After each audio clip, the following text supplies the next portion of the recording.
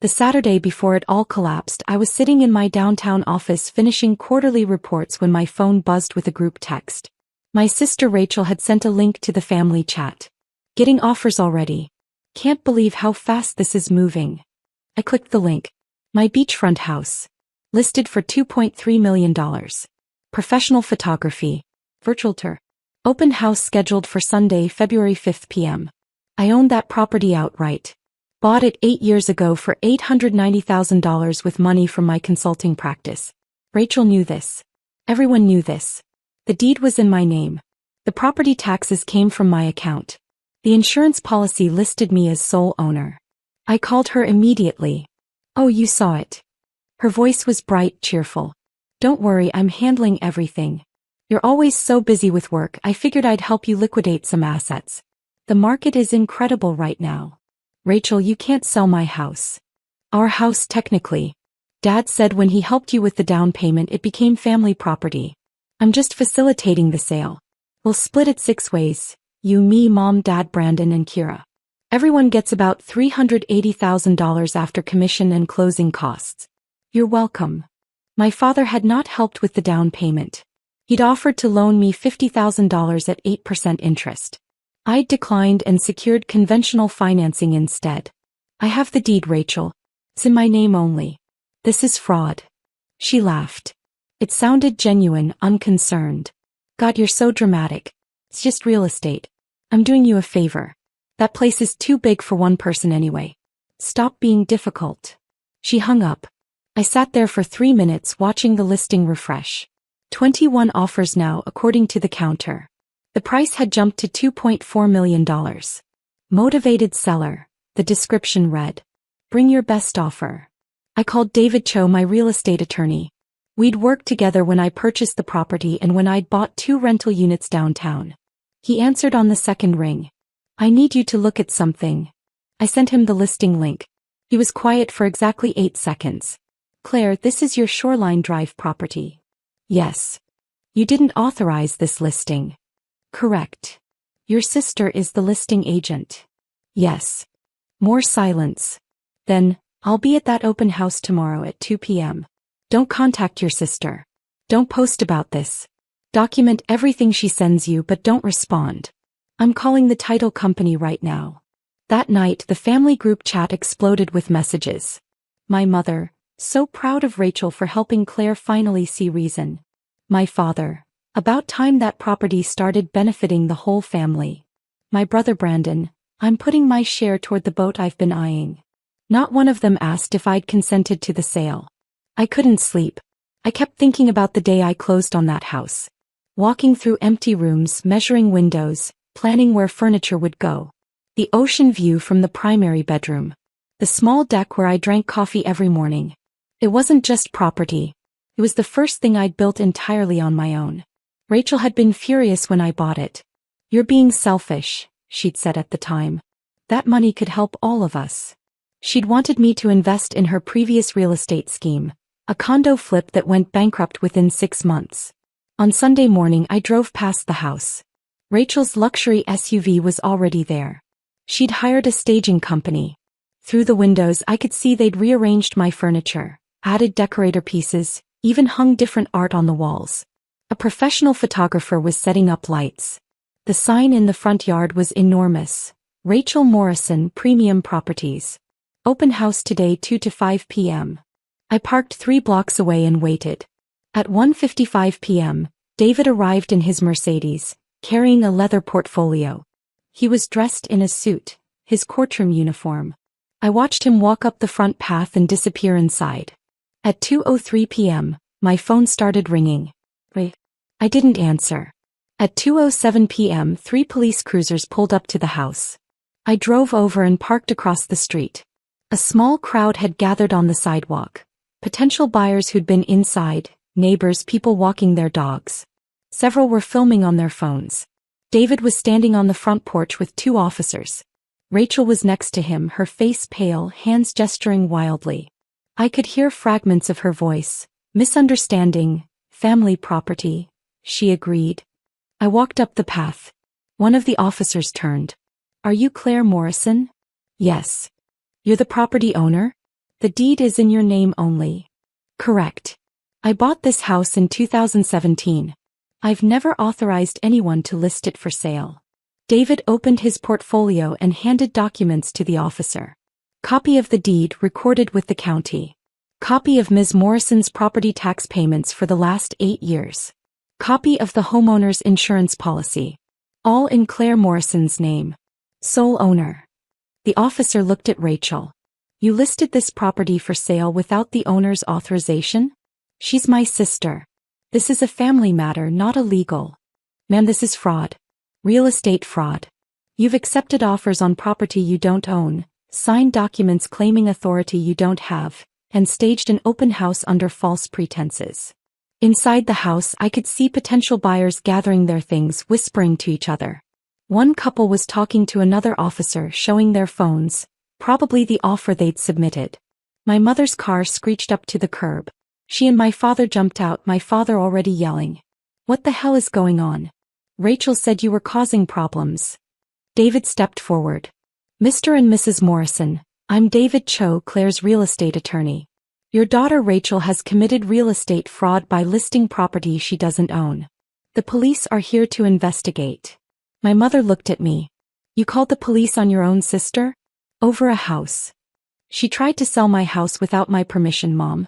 She forged documents. She collected offers from buyers.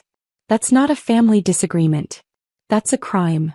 My father turned to Rachel. You said Claire agreed to this. You said Dad's down payment made it family property. Rachel's eyes were filling with tears. I just assumed, we're family, it should benefit all of us. I bought this house myself, I said quietly. Dad offered to loan me money at 8% interest. I declined. I got a conventional mortgage. I've paid every bill, every tax installment, every insurance premium for 8 years. You all knew this. One of the officers was on his radio. Another was taking statements from the potential buyers inside. A third was reviewing the documents David had provided. The lead officer looked at Rachel.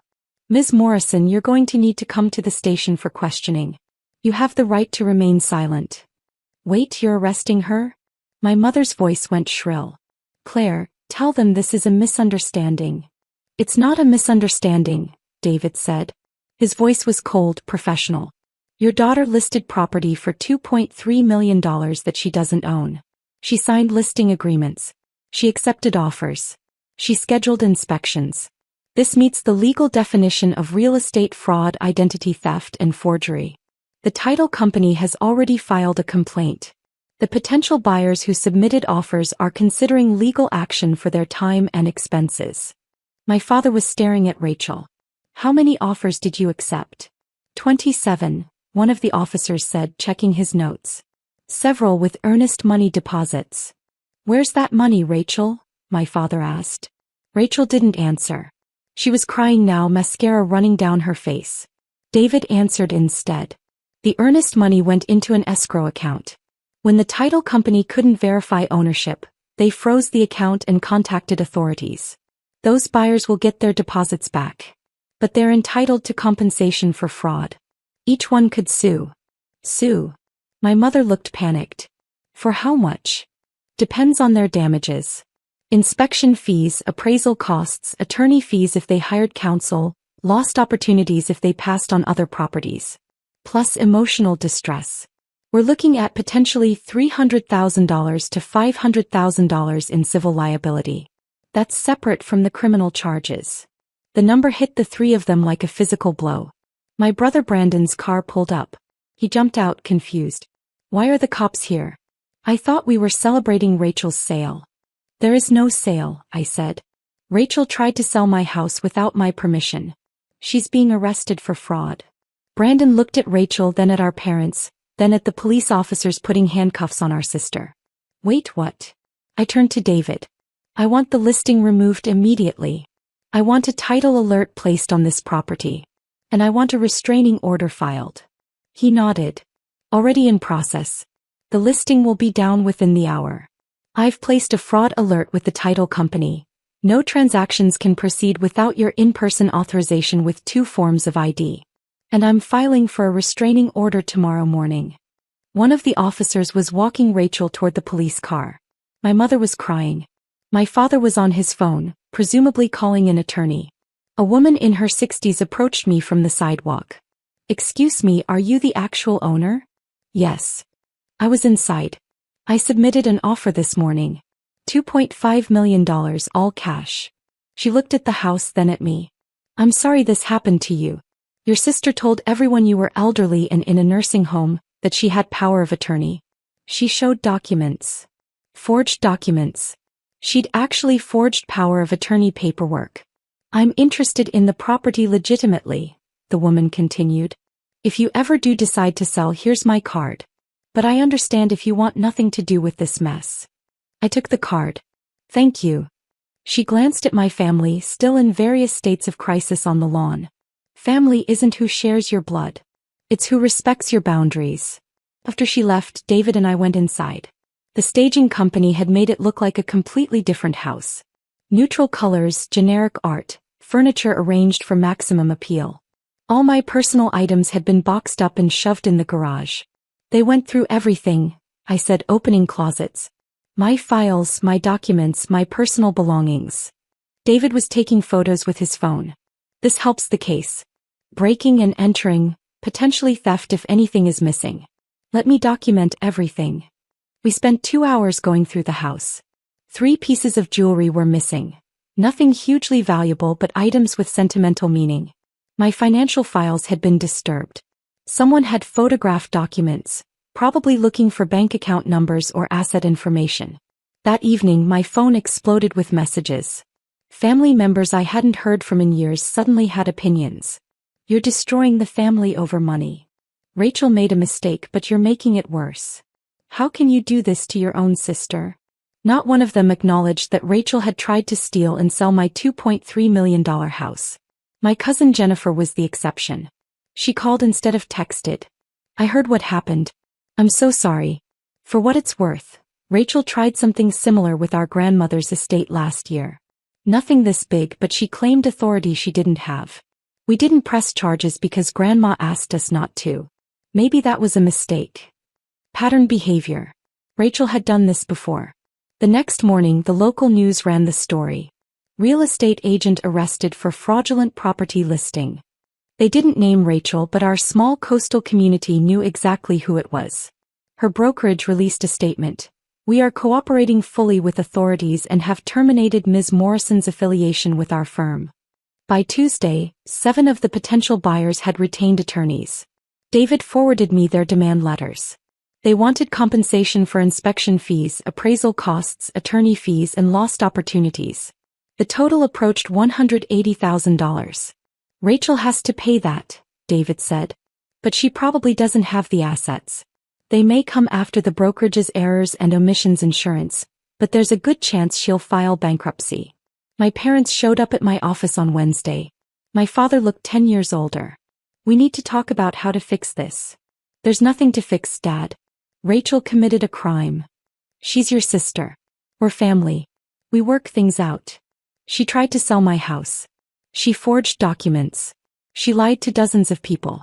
This isn't a family squabble, it's fraud." My mother leaned forward. "If you drop the charges, we'll pay you back for any losses. We'll make it right." "You can't make it right." And I didn't press charges. The state did. 27 buyers filed complaints. The title company filed a complaint. The real estate board is investigating. This is beyond me now.